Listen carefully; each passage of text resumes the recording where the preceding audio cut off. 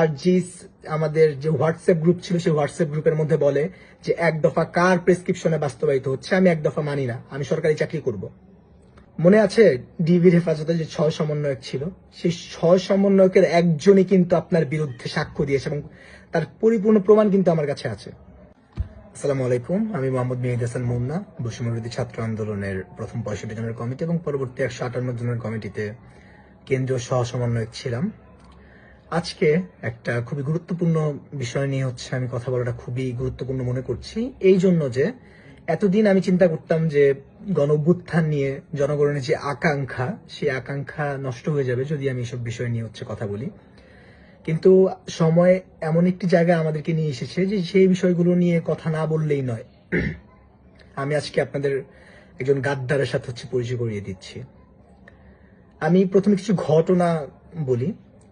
15 জুলাই ঠিক তার আগের রাতে যখন শেখ হাসিনা, ফ্যাসিস্ট হাসিনা আমাদেরকে রাজাকার বলে তাচ্ছিল্য করে এবং আমরা ঢাকা বিশ্ববিদ্যালয়ের বুকে স্লোগান দিই, তুমি কে আমি কে, রাজাকার রাজাকার, কে বলেছে স্বৈরাচার স্বৈরাচার।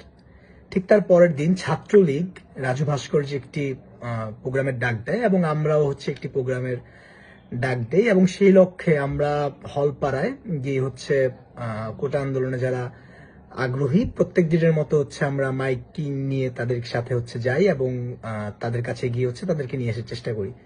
বিজয় একাত্তর হলে একটা বাধা পাই। প্রথম বাধা পাওয়ার পর আমরা সবাই আবার রাজুতে ফিরে আসি। ফিরে আসার পর আমরা সবাই বুঝছিলাম যে সেই সময়টাতে আমাদের উপর হামলা হবে।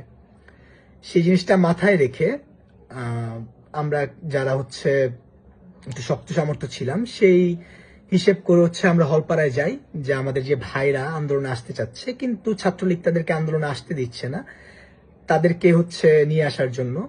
এবং সেই সময়টাতেই ঘটে একটি খুব ইন্টারেস্টিং একটা ব্যাপার। ইন্টারেস্টিং বলছি এই জন্য যে সেই সময়টাতে আমি সার্জিস আলমকে বলেছিলাম যে ভাই, হামলা হতে পারে, আমরা মেয়েদেরকে নিয়ে হলপাড়ার দিকে যাব না, আমরা মেয়েদেরকে রাজু ভাস্কর্যেই রেখে যাই। কিন্তু সার্জিস আমাকে একটা ধমক দিয়ে বলে যে বেশি বুঝো না, এবং সে মেয়েদেরকে সাথে নিয়ে মিছিল নিয়ে হলপাড়ার উদ্দেশ্যে রওনা দেয়। রেজিস্ট্রার বিল্ডিং এর সামনে মেয়েদেরকে দাঁড় করায়। সে থাকে, নাহিদ ভাই থাকে এবং আরো কয়েকজন ছিল এবং আমরা কয়েকজন যারা শক্ত সামর্থ্য ছিলাম আমরা হলপাড়ায় যাই। হলপাড়ায় গিয়ে তো যখন হামলা শুরু হয় সেই সময়টাতে কিন্তু সার্জিস আলম পালিয়ে গিয়েছিল এবং এই বিষয়টা যাই কাউকে জিজ্ঞেস করবেন ঢাকা বিশ্ববিদ্যালয়ের নারী শিক্ষার্থী যারা অগ্রগামী ভূমিকা পালন করেছিল সেই সময়টাতে অথবা ছাত্রলীগের দ্বারা হামলার শিকার হয়েছিল সেই সময়টাতে, তারা সবাই এক বাক্যে এই বিষয়টা স্বীকার করে নেবে। আমার কথা বিশ্বাস করতে হবে না। আরো কিছু ঘটনা বলি। 16 জুলাই যখন নারী শিক্ষার্থীদের উপর হামলা হলো, আমরা একটা বিক্ষোভ মিছিলের আয়োজন করি শহীদ মিনারে। চাংখারপুলে তুল কালাম কাণ্ড। আমার বন্ধু অয়ন গুলি খেয়ে ঢাকা মেডিকেলে ভর্তি। চাংখারপুলে যুদ্ধ করছিলাম, এক পর্যায়ে যুদ্ধই বলবো এটাকে। বন্ধুকে আমি মেডিকেলের মধ্যে দিয়ে আমি আবার চাংখারপুল যাই এবং খুবই বিশ্রী অবস্থা ছিল। সেই সবকিছুর পরবর্তীতে আমরা যখন একটা গ্রুপ চাংখারপুলে মারামারি করছিল, তখন বুয়েট থেকে আনুমানিক প্রায় 1500-র মতো শিক্ষার্থী কিন্তু আমাদের সাথে এসে জড়ো হয় এবং জড়ো হওয়ার পরবর্তী সময়তে কিন্তু সার্জিস আলম তাদের একটা অংশকে নিয়ে দোয়েল চত্বরের দিকে যায় এবং সে কিন্তু হলের দিকে চলে যায় এবং তারা যে আন্দোলনকারীরা আমরা এখানে জড়ো হয়েছিলাম তারা কিন্তু দিক বেদিক শূন্য হয়ে গিয়েছিলাম। পরবর্তীতে আরো ইন্টারেস্টিং ফ্যাক্ট এখান থেকে শুরু হয়। যখন ইন্টারনেট বন্ধ করে দেওয়া হয়, ইন্টারনেট বন্ধ করে দেওয়ার পরবর্তী সময়ে আমাদের 9 দফা দাবি ছিল। বিভিন্ন রাজনৈতিক দল, বুদ্ধিজীবী এবং অনেকজন বসে 9 দফার একটা খসড়া তৈরি করে। সে 9 দফার খসড়ায় অন্যান্য রাজনৈতিক দলের ইন্ধনে কিছুটা পরিবর্তন আসে, কিন্তু 9 দফার প্রথম এক দফা ছিল যে খুনি হাসিনাকে ছাত্র হত্যার দায় স্বীকার করে জনসম্মুখে মাফ চাইতে হবে। আমাদের প্ল্যান ছিল যদি খুনি হাসিনা ছাত্র হত্যার দায়টা স্বীকার করে নেয় তাহলেই কিন্তু আমরা এখানে উইনার। কিন্তু আশ্চর্যজনকভাবে সবার কালেকটিভ সিদ্ধান্ত না মেনে, সবার কালেকটিভ সিদ্ধান্ত ছিল আমরা কোনো ধরনের সংলাপে বসবো না। ফ্যাসিস্ট হাসিনা অথবা ফ্যাসিস্ট হাসিনার কোনো দোসরের সাথে কোনো ধরনের সংলাপ শহীদের রক্ত মারিয়ে হতে পারে না। কিন্তু আশ্চর্যজনকভাবে সেই সময়টাতে সার্জিস আলম সবার কালেকটিভ সিদ্ধান্ত না মেনে গিয়ে পদ্মায় যায়। পদ্মায় গিয়ে 9 দফাকে 8 দফায় যেটা ডিজিএফআই বিকৃত করেছিল, সেই বিকৃত অংশটাকে কিন্তু হচ্ছে সে প্রচার করে এবং এটা কিন্তু মিডিয়াতে ব্যাপকভাবে প্রচারিত হয়, যার জন্য কিন্তু সেই সময়টাতে আন্দোলন একটা মুখ থুবড়ে পড়ার মতো অবস্থা সৃষ্টি হয়েছিল আন্দোলন। পরবর্তী সময়ে যখন 1 দফার ঘোষণা আসে, সে 1 দফার ঘোষণার সময়ও কিন্তু পরবর্তীতে চারদিকে তীব্র পিয়ার প্রেসারে কিন্তু সে একটা স্ট্যাটাস দেয় ফেসবুকে। এখন ভাই কথা হচ্ছে, এতদিন পর্যন্ত ফ্যাসিস্ট হাসিনার এবং তার দোসরদের ছায়া তলে থেকে তার দ্বারা বিন্দুমাত্র নির্যাতিত না হয়ে সে এখন এসে জনগণের সিদ্ধান্ত নিচ্ছে জনগণ কি করবে না করবে। ভাই, বাংলাদেশের জনগণের সিদ্ধান্ত নিবে বাংলাদেশের জনগণরা। বাংলাদেশের প্রত্যেকটা শ্রেণী পেশার মানুষ বাংলাদেশের তাদের নিজেদের ভাগ্য নির্ধারণ করবে।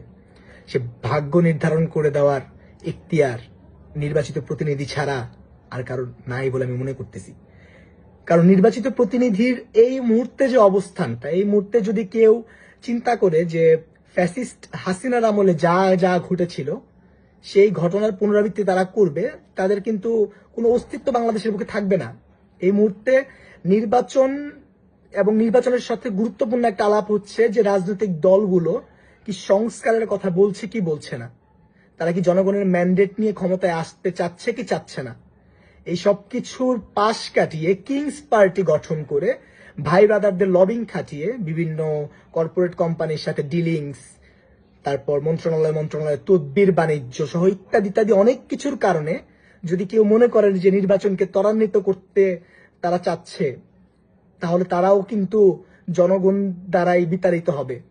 বাংলাদেশের জনগণের ভাগ্য নির্ধারণ করবে তারা কি চায় তারা কি চায় না। এখন আরো গুরুত্বপূর্ণ কথা হচ্ছে, আপনারা তো সংস্কার, তারপর হচ্ছে নির্বাচন কবে দিবেন, এইসব বিষয়ে আলোচনা করছেন। জুলাই স্মৃতি ফাউন্ডেশন গঠন হলো, ভালো কথা। জুলাই স্মৃতি ফাউন্ডেশন দ্বারা কেন জুলাই অভ্যুত্থানে আহত হওয়া প্রত্যেকজন আমার ভাই বোন তারা কেন এখনো পূর্ণ সেবাটা পেল না? একজন সাধারণ নাগরিক হিসেবে আমি সেই প্রশ্নটা করছি। এছাড়াও যে শহীদ ভাই বোনরা আছে, যে শহীদের রক্ত এবং লাশ বিক্রি করতে আপনারা খুব স্বাচ্ছন্দ্য বোধ করেন, যে শহীদের রক্ত এবং লাশ মারিয়ে আপনারা ফ্যাসিস্ট হাসিনার দোসরদের সাথে আনিসুল হক, তারপর আরাফাত, তারপর নওফেল ওদের সাথে বসে হচ্ছে সংলাপে বসেছিলেন। রাষ্ট্রযন্ত্রের একটা বিকৃত হওয়া ম্যান্ডেট হচ্ছে আপনারা জনসম্মুখে এনেছিলেন আন্দোলনটাকে ভিন্ন খাতে প্রবাহিত করার জন্য, জনগণের আকাঙ্ক্ষাকে চূর্ণ বিচূর্ণ করার জন্য। সেই জায়গায় দাঁড়িয়ে আপনারা কোন মুখে এই কথাটা বলছেন? সার্জিস আলম ভাই, আপনি কোন মুখে কথাটা বলছেন? আমার তো জানি না, আপনি আমার ক্যাম্পাসের বড় ভাই, আর কি বলবো আমি আপনাকে জানি না। শুধু শেষে এতটুকু কথাই বলি যে হচ্ছে আমার কথা কারো বিশ্বাস করতে হবে না। আপনারা যদি চান শুধুমাত্র রাজনৈতিক নষ্টামি হবে দেখে হচ্ছে আমি জিনিসটা এখন পর্যন্ত জনসম্মুখে আনিনি।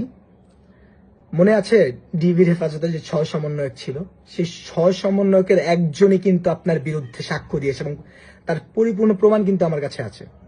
আমি যদি সেই প্রমাণটা যদি দিতে হয় আমি কিন্তু দিব। তো রাজনৈতিক নষ্টামি হবে এই কথাটা চিন্তা করে কিন্তু আমি আজ পর্যন্ত জিনিসটি জনসম্মুখে আনিনি।